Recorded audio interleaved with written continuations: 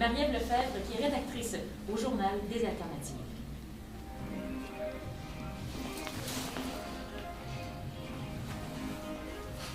Là, je peux le mentionner qu'on est en web diffusion. Oui, en direct 99media.org/live. /LIVE.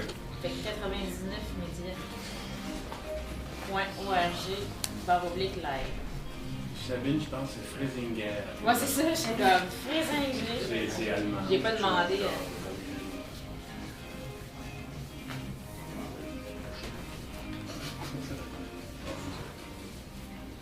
Avant de commencer cette émission, je vous rappelle, vous pouvez tout au long de l'émission tweeter avec nous, avec le mot-clic Alter FM. Et exceptionnellement, aujourd'hui, on profite de la présence de Simon Van Guiede de 99 Médias. Vous pouvez nous écouter en web diffusion en direct sur le site de 99media.org/live. Donc, on sera en direct avec vous jusqu'à 14h. Pour le premier segment de l'émission, j'accueille Michel Lambert, directeur général d'Alternative. Bonjour. Bonjour. Accompagné de Marie-Ève Lefebvre, qui est rédactrice au Journal des Alternatives. Marie-Ève. Donc, avec vous, on va ouvrir cette thématique. Aujourd'hui, on parle donc de médias citoyens pour le changement de journaux, de télévision, de radio communautaire, principalement au Québec aujourd'hui, je veux dire avec un petit coup d'œil vers l'international. D'abord, on connaît quand même l'importance des médias alternatifs. Je pense que CBL aussi en est un bel exemple. Mais Michel Lambert, pourquoi avoir choisi donc, de parler spécifiquement de ces initiatives ici aujourd'hui? Ben, je pense que c'est assez clair. Souvent en écologie, on va parler de l'importance de la biodiversité. Dans le monde des médias, c'est important aussi la diversité. Et le Québec est peut-être un peu malade. On le sait actuellement, l'essentiel des médias appartiennent à deux grandes familles. Donc nous, on a toujours considéré important de soutenir les initiatives citoyennes en termes de médias. On a travaillé à plusieurs projets pour soutenir les médias indépendants et on le voit aussi dans la réalité politique actuelle. C'est souvent les médias indépendants qui vont apporter une perspective un peu plus progressiste alors que la tendance générale dans les médias de masse, c'est de s'en tenir finalement à un message plutôt au centre pour le mieux. Donc on pense que c'est important de soutenir ces initiatives-là. On le fait ici, on le fait à l'international systématiquement. Bien, justement, à l'international, d'ailleurs, vous revenez d'un voyage à Moyen-Orient la semaine dernière. Oui, j'étais en Tunisie et en Égypte dans les derniers jours, justement parce qu'on travaille avec différents médias indépendants, médias citoyens dans ces régions-là et on tente de trouver des façons de les aider à mieux performer dans le contexte politique dans lequel ils sont. C'est quand même un contexte différent, bien sûr. Chaque région du monde a son contexte. Alternative, ça fait quand même plusieurs années, une vingtaine d'années que vous avez mis sur pied le journal qui s'appelait Alternative, maintenant le journal des alternatives. Marie-Ève Lefebvre, vous êtes pour le rédactrice depuis combien de temps pour le journal? Ça fait 1 an et demi que je travaille au journal. J'ai commencé par être stagiaire à l'automne 2012 et puis maintenant je suis sur le comité éditorial. Et ça s'appelait déjà des alternatives ou ça vient tout juste d'être changé, ce nom? Ça a été changé en 2011. 2011, ok, quand même, quelques temps. Et ce journal-là, c'est maintenant un journal, un web journal. Si on peut dire une diffusion donc, qui est uniquement sur le web depuis 2011 également. Ça coïncide avec le changement de nom aussi? Oui, essentiellement, en fait, ça coïncide avec le fait aussi qu'on a eu un certain nombre de coupures fédérales importantes qui ont fait que la version papier, qui s'appelait Journal Alternative, qui était quand même assez connu, distribué au sein du dernier journal indépendant qu'on a à Montréal, pour ne pas le nommer, Le Devoir. Comme on a été coupé, essentiellement, on n'était plus capable de produire la version papier. On a donc décidé de faire un bulletin web et ça a changé de nom à peu près en même temps. Donc, un bulletin web qui est quand même assez visité. On parle de 2000-2500 visites quotidiennement. Peut-être dans ces eaux-là. 10 000 abonnés, en tout cas. 10 000 abonnés qui reçoivent le bulletin mensuellement.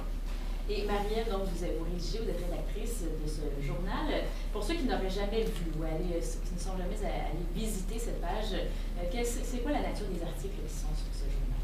En fait, nous, ce qu'on fait au journal, c'est qu'on essaye d'offrir une espèce de contrepoids aux médias de masse. Donc, on est vraiment une tribune pour les gens, soit les stagiaires au journal ou les rédacteurs qui sont là sur une base régulière ou les gens de l'extérieur qui souhaitent s'exprimer et qui souhaitent vraiment offrir une espèce de voix alternative à ce qu'on entend généralement dans les médias de masse ou au discours prédominant dans les médias, je veux dire. Et on couvre à peu près tous les domaines, presque. On y va, en fait, là, notre dernier numéro, c'était sur la politique québécoise. Donc, on a vraiment essayé d'explorer, on a parlé d'éthique animale, on va parler bientôt de la nouvelle loi 35 sur le genre au Québec. On parle bien sûr du projet de charte des valeurs, d'itinérance. Mais sinon, on est aussi très ouvert là, parce qu'Alternative est aussi un organisme qui travaille à l'international, donc on a une ouverture là, pour tout ce qui est Palestine, Moyen-Orient, un peu partout dans le monde. Et comme plusieurs médias indépendants, vous êtes ouvert à des propositions de textes qui peuvent venir des citoyens, en général, pas besoin d'être journaliste officiel pour publier sur Alternative. Si on vous envoie une bonne idée, un bon texte, c'est assez ouvert. Absolument. En fait, nous, tous les détails sont sur le site web, à savoir comment on procède pour nous envoyer des textes. On conseille fortement de nous contacter lorsqu'on a une idée, un éclair de génie, de nous écrire à journal@alternative.ca ou édito.jda@gmail.com. Et en fait, nous, tout ce qu'on va faire, c'est qu'on va essayer d'aider la personne à structurer son article, préciser son angle d'approche, et puis ensuite, on va offrir le soutien nécessaire à la rédaction de l'article. Et donc ça contribue fortement donc, à avoir un accès à l'information plus large pour les citoyens aussi, sans filtre nécessairement, ce qu'on peut reprocher des fois à d'autres grands médias, d'autres conglomérats médiatiques. Si on va de l'autre côté, comme vous, Marie, vous êtes rédactrice, journaliste, pour les autres journalistes, on sait que dans ces médias-là indépendants, le travail est souvent bénévole, hein? Comme c'est le cas pour Alternative. Vous, comme journaliste, comment vous vous positionnez par rapport à ce travail-là? En fait, ce que je fais à Alternative, je le fais pour la cause, en fait. C'est la raison pour laquelle j'ai commencé à travailler pour Alternative et c'est la raison pour laquelle je continue à écrire pour Alternative. Mais par exemple, je sais que la situation des journalistes pigistes est assez précaire et que la GIC d'ailleurs est en train de faire des pressions au gouvernement pour qu'on améliore la situation des journalistes pigistes. Alors, on va en reparler dans quelques minutes, entre autres en revenant sur les états généraux qui ont eu lieu en septembre dernier. Mais c'est toujours difficile de dire qu'on travaille pour la cause, oui. On travaille collectivement, mais en même temps en gardant en tête votre cause personnelle en tant que journaliste professionnel. Oui, en fait, je ne suis pas journaliste professionnelle. Non. Je le fais. Uniquement pour Alternative. Oui, parce que je suis étudiante au doctorat en communication, donc c'est vraiment c'est une activité parallèle, mais c'est une agréable activité parallèle. Et le lien entre ceux qui consultent ces articles-là, est-ce que vous avez beaucoup de retours des commentaires? On sait que maintenant, sur les sites web, il y a toujours des journaux ou des radios, des commentaires. Est-ce que ça aussi, il y a des forums de discussion qui découlent des articles qui sont publiés? Le site web ne permet pas nécessairement, offre pas toutes ces fonctions de commentaires-là. Par contre, évidemment, on retransmet ça sur les médias sociaux bien connus, là, pour ne pas les nommer, là, Facebook et compagnie. Et là, bien sûr, il y a beaucoup de commentaires. Ce qui est intéressant avec le journal des alternatives, c'est qu'on essaie d'avoir une perspective quand même à partir des mouvements sociaux. Qu'est-ce que les mouvements sociaux, qu'est-ce que les organisations citoyennes pensent à un certain nombre d'enjeux. Et on essaie donc de leur donner peut-être un peu plus d'espace, un peu plus de voix. Et c'est ce genre de gens-là, je pourrais dire, de genre de groupes-là qui consultent, qui participent au projet Journal des alternatives. Et j'imagine que la progression est assez notable depuis les dernières années, parce qu'avec ce qu'on a connu, entre autres au Québec, dans ces mouvements sociaux assez importants, est-ce que ça se ressent aussi sur l'engagement des gens ou l'intérêt pour ce genre de publication alternative?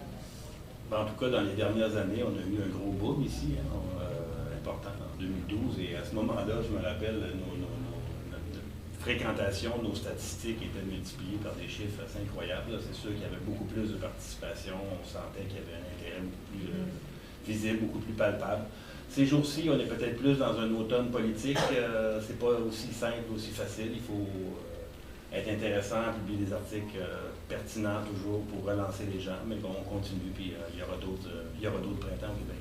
Oui, bien ça c'est sûr, mais sinon c'est aussi d'aller dans la continuité, peut-être la régularité plutôt que des gros booms. C'est peut-être ça la difficulté d'intéresser les gens au quotidien ou en fait à chaque semaine d'aller consulter ce genre de publications et s'y intéresser autrement que quand il y a des grosses manifestations à la grandeur de la province. Absolument. Ouais. Mais il faut dire que, comme disait Michel, là, on a, pendant la grève étudiante, le printemps étudiant, finalement, on avait énormément de fréquentation. Et puis, en fait, c'est peut-être parce que le débat, en fait, au sein de la gauche faisait consensus à l'époque. Ouais. Aujourd'hui, on parle beaucoup de la charte et ça ne fait pas consensus du tout au sein de la gauche québécoise. Donc, ce qui n'est pas une mauvaise chose. c'est un long débat. Parce que la gauche, là, souvent les gens vont tout mettre dans le même panier en disant que tous les gens qui sont de la gauche sont tous d'accord, sont tous s'entendent sur les mêmes choses, mais non, quand même, il y a des discussions aussi dans ce mouvement qui se séparent de ce qui est plus au centre ou à droite. Absolument. Absolument. Nous sommes tous différents. C'est ça. Et là, dans la prochaine, là, on peut, en fait, il y a des articles qui sont ajoutés à chaque semaine là, sur le site web. Là, on vous parlait de politique québécoise pour ce mois-ci. Prochaine publication, est-ce qu'on a déjà une orientation? Vous n'avez pas eu encore la rencontre? Ah oui, on a pris la décision déjà. Ça a été une thématique facile à choisir. Le 8 mars, c'est la journée des femmes. Donc, notre prochaine thématique, c'est femmes et féminisme. Femmes et féminisme au Québec et partout ailleurs. Oui, parce que les luttes féministes, nous n'avons pas... on n'est pas la panacée au Québec du féminisme, quoi qu'en disent certains, certaines. Ah ouais, bon. À aller lire, le prochain, ça sera en ligne au mois de mars. Donc, le 1er mars. Le 1er mars, sur c'est journal.alternative.ca. L'adresse pour arriver directement, sinon sur le site web d'Alternative, bien sûr, il y a les liens. Et aussi pour proposer des textes, vous mentionniez, c'est, pour répéter le courriel. C'est journal@alternative.ca ou édito.jda@gmail.com. Sur alternative.ca, vous allez trouver tous ces détails-là. Marie-Ève Lefebvre, rédactrice au Journal des Alternatives, merci beaucoup. Merci. Michel Lambert, directeur général d'Alternative, merci également. On se retrouve le mois prochain, c'est sûr. Sinon, nous, on continue notre discussion dans un instant avec cette table ronde sur les médias autonomes et indépendants au Québec. Bon. Juste une petite correction. Moi, c'est Simon ici. Simon Van Viette est à l'extérieur. Ah, OK. Parfait. Puis il n'est pas 99 médias. Il est de la GIC. Il y a un paquet de choses. Moi, je suis juste 99 médias. Ah, c'est Michael qui est de 99 médias. Oui, c'est ça. C'est mon partner aussi. C'est ça, mais c'est pour ça que je savais qu'il y avait quelqu'un de 99 médias. Donc, 2 Simon, ça a donné. Bonjour. Oui, Anna. On voit ce que c'est. Allô, Simon. C'est le frère de Mathieu. Ah ouais, OK. Salut, Michel. Salut. T'as un frère, Mathieu? Ouais. Tu les asseoir les trois. Salut, petit David. Vous pouvez tirer au côté. Je pense que je vais déranger la prise de vue. Non. On va juste savoir, mais que Simon soit assis. Non, ça va être bon. 10 secondes. Non, je parle plus. Je vais juste tweeter maintenant. 13h15, on poursuit cette émission La solidarité en action dans le cadre de CIBL reçoit aujourd'hui une émission qui porte sur le journalisme indépendant, les médias citoyens autonomes au Québec. Et là, on poursuit avec une table ronde avec trois qui sont bien impliqués à Montréal, entre autres, dans tous ces médias qui existent ici. Je vous les présente tout d'abord Michael Fortin, oui, qui est vidéaste indépendant, membre cofondateur de 99 médias et initiateur des cours critiques au Centre Phi. Accompagné d'Olivier Desasselin, qui est documentariste indépendant, travaille depuis plusieurs années à réseauter justement tous ces médias montréalais, vient de faire une maîtrise en communication sur les médias tactiques et le culture jamming. On va expliquer c'est quoi cette notion-là. Bonjour Olivier. Salut. Accompagné de Simon Van Viette, qui est journaliste indépendant, membre de l'AGIC, de la coopérative de journalisme indépendant, animateur et réalisateur aussi à CISM, contributeur au journal Ensemble et à la Médiacoop de Montréal. Bonjour Simon. Bonjour. Vous avez tous des titres très très longs, donc impliqués dans plein de choses à Montréal. Et ça, c'est juste à Montréal seulement, ou presque. Donc, il y a beaucoup, ça bouillonne à Montréal, malgré ce que peut-être certains pourraient penser, dans ces médias qui sont qu'on peut qualifier d'indépendants, alternatifs, citoyens. Olivier, bon, tout de suite, on commençait avec vous, de faire cette maîtrise sur les médias tactiques et le culture jamming. Peut-être commencer tout de suite par expliquer c'est quoi cette notion de culture jamming, Oui, le culture jamming et les médias tactiques en général, c'est un peu c'est une réappropriation en fait des codes sémiotiques, donc de la communication populaire. Donc ce qu'on voit dans les publicités, par exemple, les culture jammers ou les activistes médiatiques vont reprendre des communications corporatives très souvent pour en détourner le sens, comme des exemples très connus, les Adbusters par exemple, ou les Yes Man, sont quand même les rois de cette stratégie. Donc c'est quelque chose de très grassroots, très underground, excusez-moi les anglicismes. Mais, Est-ce que ça a été inventé où, ce terme-là, de country jamming? écoute, c'est dans un article du New York Times dans les années 90, en fait, qui parlait de ça. Le premier coup sur lequel est basé cet article-là, c'était le Barbie Liberation Orchestra. C'est des gens qui s'étaient introduits dans les entrepôts où on garde les boîtes de Barbie puis de G.I. Joe. Et pendant une nuit, ils avaient toutes enlevé les mécanismes sonores de chacune de ces figurines pour les switcher, les remplacer, pardon. Donc, les Barbie disaient alors « I'm gonna kill you, motherfucker ». Puis les G.I. Joe disaient alors Let's plan our wedding, our dream wedding. C'était quand même un coup assez sensationnel. OK, qui a été assez diffusé, c'est parti de là ensuite, cette terminologie. Et c'est présent à Montréal? Ça se passe un peu partout. Ouais. Mais juste peut-être pour rebondir sur ta première question, c'est que je pense que les médias activistes comme les médias indépendants ou alternatifs existent dans un monde qui est vraiment en rupture avec le monde des médias traditionnels. Il y a vraiment un dualisme, il y a vraiment un fossé entre le monde des médias traditionnels, des médias de masse, et la constellation d'initiatives de médias citoyens, de médias indépendants, et aujourd'hui de prosumer, qu'on appelle des gens qui produisent de l'information tout en étant juste des individus, mais qui le font sur une base régulière et de façon très professionnelle, je suis. Donc, vous laissez parler. Oui, bien c'est ça. On va parler bien sûr de ces initiatives, de votre engagement aussi à titre personnel dans ce type de médias, de journalisme. Michael Fortin, je le disais, co-fondateur de 99 Médias, une plateforme sur laquelle on est en ce moment, en web diffusion.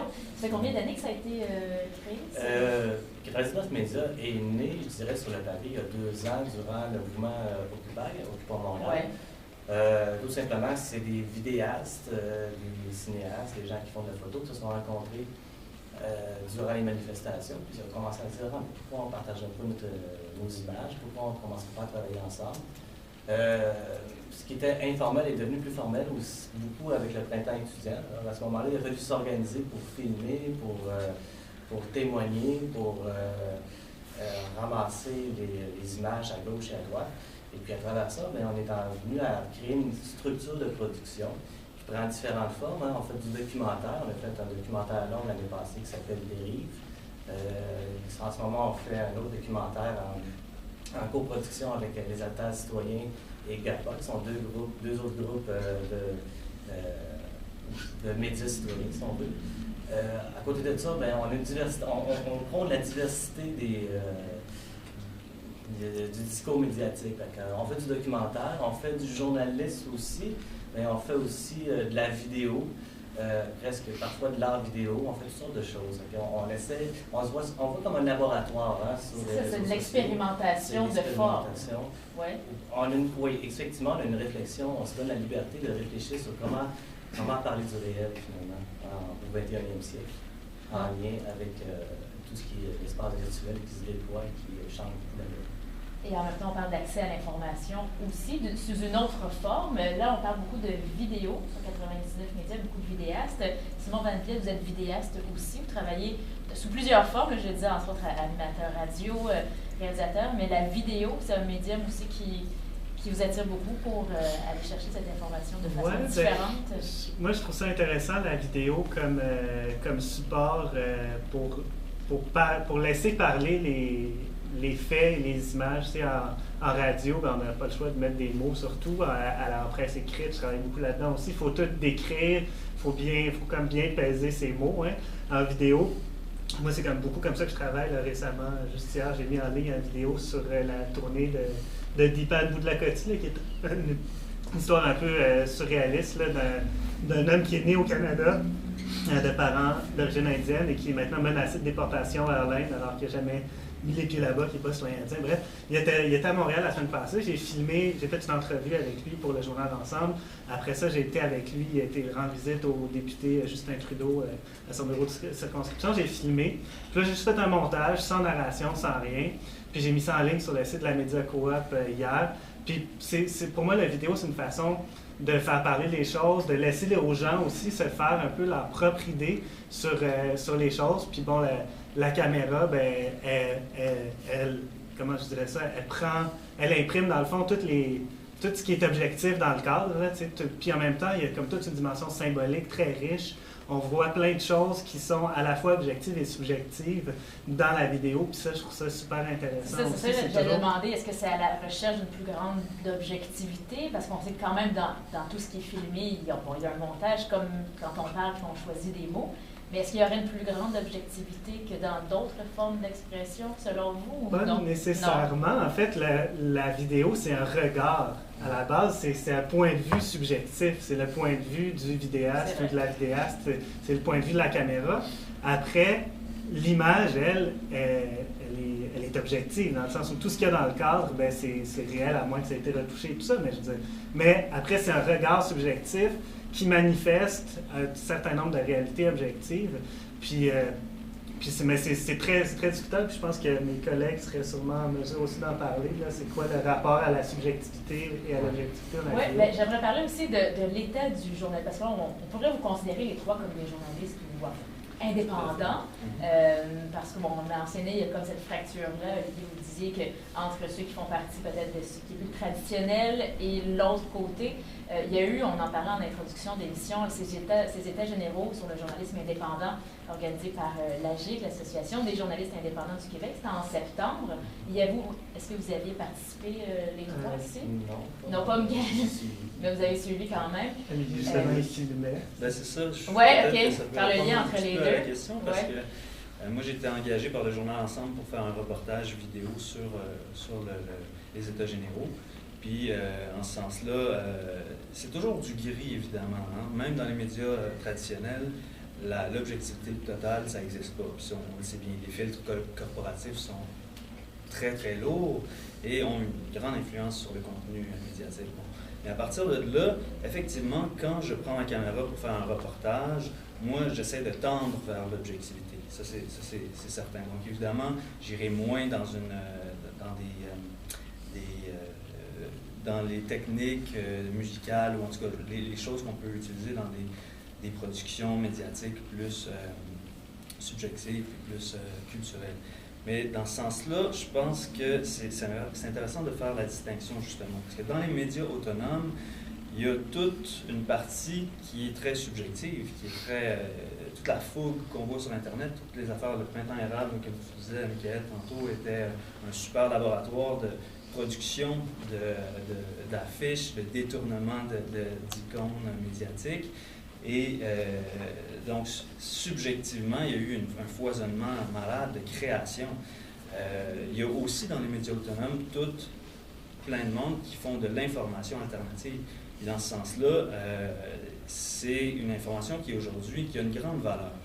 Parce que on connaît l'état de la concentration de la presse aujourd'hui au Québec, au Canada. C'est d'ailleurs quelque chose qui est étudié partout dans le monde, la concentration de la presse, des propriétés médiatiques au Canada et au Québec particulièrement.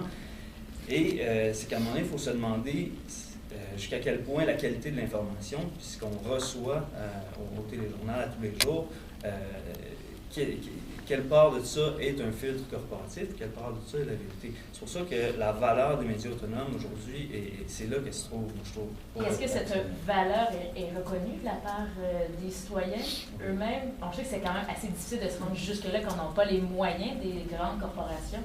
De la part des citoyens, je pense qu'elle est assez largement reconnue, quoique la portée des médias alternatifs, indépendants, est beaucoup moins grande que la portée des médias de masse, là, pour des raisons, pour toutes sortes de raisons, notamment des raisons de crédibilité aussi. Puis la crédibilité, puis c'est là peut-être que on dit c'est reconnu du point de vue des citoyens engagés, des militants, des gens qui ont un peu de sens critique, puis qui se rendent bien compte que ce qu'on lit dans tous les journaux, puis qu'on voit sur les postes de TV mainstream, c'est peut-être pas tout à fait un reflet exact de la réalité, mais au sein du milieu journalistique, puis du milieu des médias en général, les médias indépendants, les médias alternatifs sont souvent considérés comme, comme des marginaux. Les journalistes qui travaillent pour ces groupes-là, souvent bénévolement, comme vous le mentionniez tout à l'heure, sont déconsidérés. Puis en fait, tantôt, tu posais la question, vous êtes journaliste, bien en fait, ça dépend à qui on demande, parce que selon les associations professionnelles de certains journalistes... vont pas vouloir vous donner le C'est ça, en fait, les journalistes au Exactement. Québec, c'est des gens qui sont rémunérés par des entreprises de presse reconnues.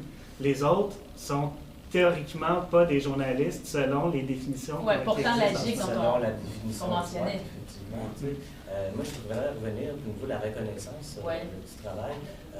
Moi, j'ai peut-être un point de vue un peu différent où on a eu beaucoup de feedback, où on a l'impression qu'on a aussi une source d'information pour les journalistes eux-mêmes. Peut-être pas tous, là, mais il y a certains contacts où des journalistes se disent « Bon, ben, c'est le fun ce que vous faites et vous allez peut-être dans des recoins que nous, on ne peut pas se permettre d'aller. » Puis au niveau de la reconnaissance du public, je peux donner un exemple très concret. L'année passée, on a couvert beaucoup de conseils de ville à Saint-Bruno. Et puis, avec le maire qui sortait les citoyens du conseil de ville avec la police. Et puis, un des commentaires qu'on a eu, puis c'est un très beau commentaire, un des plus beaux commentaires qu'on a eu, c'est qu'on s'est fait dire vous avez changé le cours de l'histoire de la ville de façon locale. Puis moi, je trouve ça merveilleux. Fait que cette reconnaissance-là. Vous qui indiquez qui exactement? C'était qui? C'était 99 médias. Ouais. Fait que cette reconnaissance-là aussi, elle est beaucoup, je dirais, sur le terrain, avec les gens.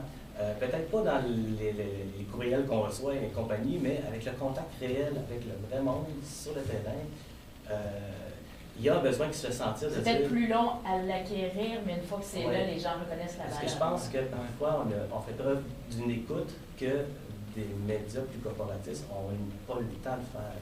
Je pense qu'il y a aussi, juste peut-être rajouter, je suis tout à fait d'accord avec ce qui vient d'être dit.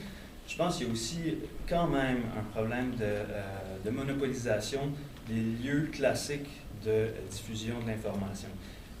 J'avais été il n'y a pas longtemps à une conférence à la Grande Bibliothèque où un sociologue, Rosa Caron, parlait de la culture à ce moment-là, mais je pense que ça s'applique tout à fait à l'information journalistique, par exemple.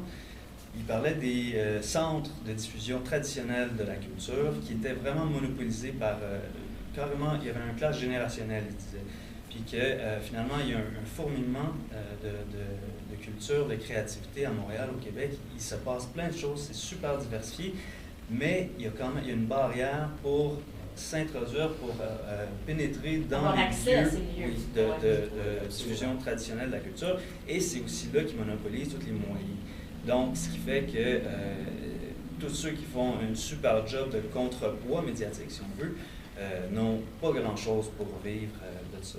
Il y a vraiment une revendication à aller chercher. Parce qu'en ce moment, les médias autonomes vivent beaucoup par le web. Surtout, je pense que les plateformes web, ça aide à diffuser au moins le travail qui est fait. Sinon, les autres avenues, en ce moment?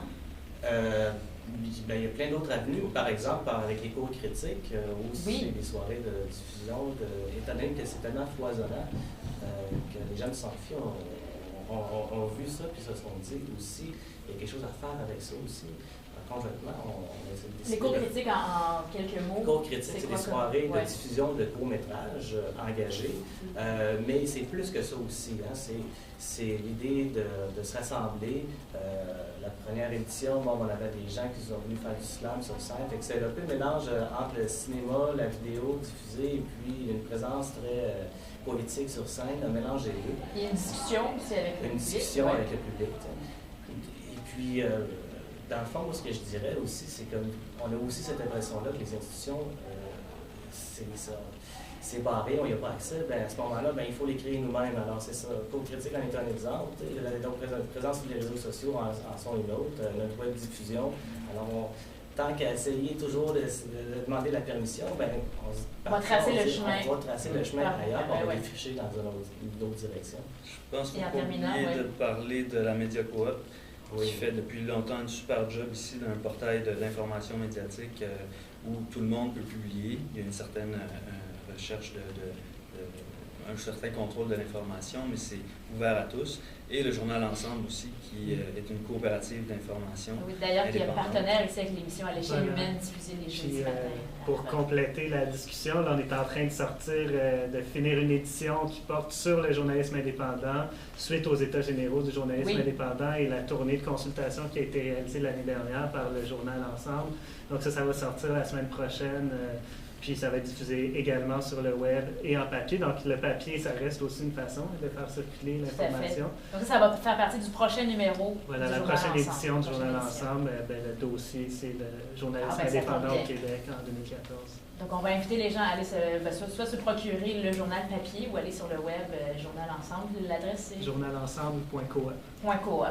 Merci beaucoup à vous trois. On aurait pu en parler encore longtemps. On sent qu'il y a beaucoup de choses qui se passent ici. Michael Fortin, qui entre autres avec 99 Médias, merci beaucoup. Simon Van Vliet, plein de choses, journaliste indépendant, membre de l'AG et de la Média Coop de Montréal, entre autres. Merci beaucoup. Et Olivier Diaslin, également documentariste indépendant, qui travaille sur entre autres le culture jamming. Merci beaucoup d'être venu à vous trois. On s'en va en pause et on vous retrouve pour la deuxième portion de la solidarité en action. En chocolat. Toujours en direct sur 99media.org. On est en direct de CIBL aujourd'hui pour l'émission de la solidarité en action. Ça va continuer jusqu'à 14h. Restez des nôtres. Je vais donner le max maximum, parce qu'on a fait 17 minutes. C'est d'habitude des 12 de la croix. Ouais, non, mais ça, je ne doutais pas de ça. Effectivement, il y a beaucoup de choses à faire. Ben ouais, c'est ça. Mais déjà, de toutes les plateformes, les initiatives qui existent déjà, de parler chacune. Merci beaucoup. Qui avait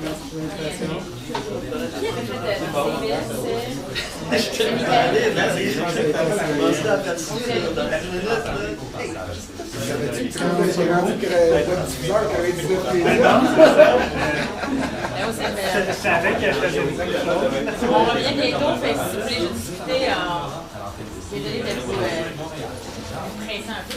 Dernière publicité, 30 secondes. Avec une radio alternative à l'époque, radio alternative.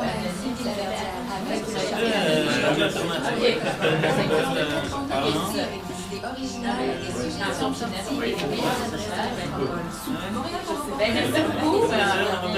Oui, ok, parfait. Merci. Attention, 10 secondes. Simon, ça va ça? Ouais, cool. Bonjour, ici Marie Espino de l'émission Catherine et Laurent. Vous écoutez la plus belle radio du monde, CIBL 105 Montréal. Pas tout de suite, pas tout de suite.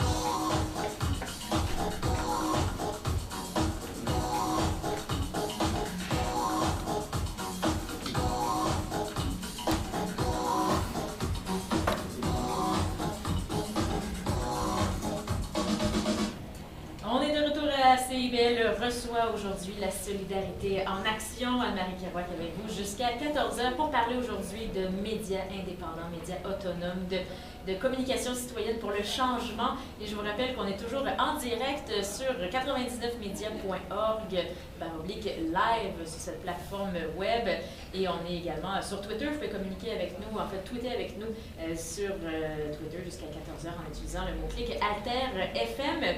On fait maintenant une petite extension vers l'international. L'année dernière avait lieu le Forum mondial des médias libres. C'était à Tunis, en Tunisie. Et il y a eu d'autres rencontres depuis ce forum international, entre autres quelque chose au Brésil il y a une dizaine de jours. Je me suis entretenue hier avec une des organisatrices de ce forum mondial des médias libres, également membre de la Ciranda internationale de la communication partagée. C'est un réseau international des militants qui sont engagés dans la défense du droit à l'information et de la communication et l'appréciation de l'indépendance des médias aussi, l'accès à la connaissance et le développement d'outils numériques au service de la société civile et les mouvements sociaux. Rita Freire est membre donc de ce Ciranda international. C'est une Brésilienne. Je l'ai jointe hier au Brésil pour lui demander, entre autres, de nous parler un peu de ce Forum mondial des médias libres. Et on va d'abord l'écouter nous parler de ce forum qui a eu lieu, comme je vous disais, à Tunis. Rita Freire est brésilienne. Elle nous a fait l'honneur de nous parler en français, mais elle fait bien attention à son discours. Le contenu est très intéressant. Donc, Rita Freire.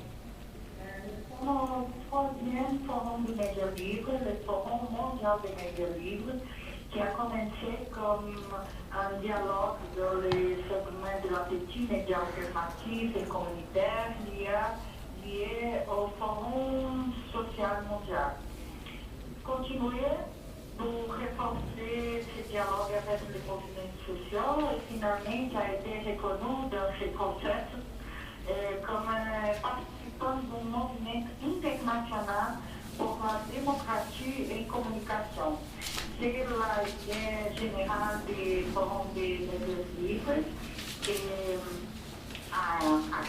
commencé au Brésil en 2009, la région amazonienne.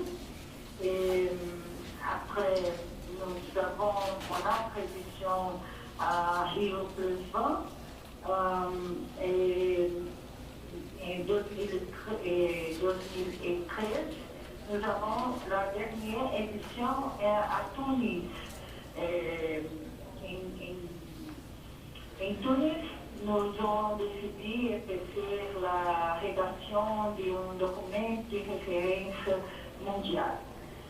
Les médias libres ne sont uniquement les petits médias, les petites publications. Nombreuses et diverses formes de médias et de l'activisme de la communication sont étudiées.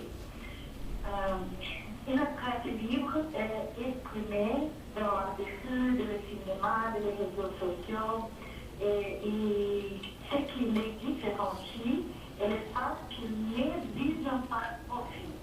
Ils visent à s'engager dans les changements sociaux, soit dans la communauté, soit dans le monde. Et ces petites publications. Elle n'arrêtait pas d'accrocher le bouton du téléphone.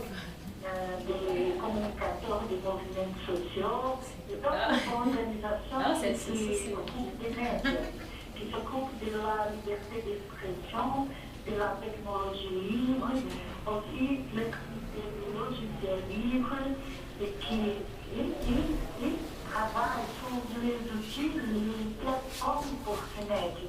Nous travaillons avec les réseaux sociaux qui sont multipliés au cours des dernières années pour la transformation. 10 secondes. Tous ces gens se reconnaissent dans les processus de médias libres.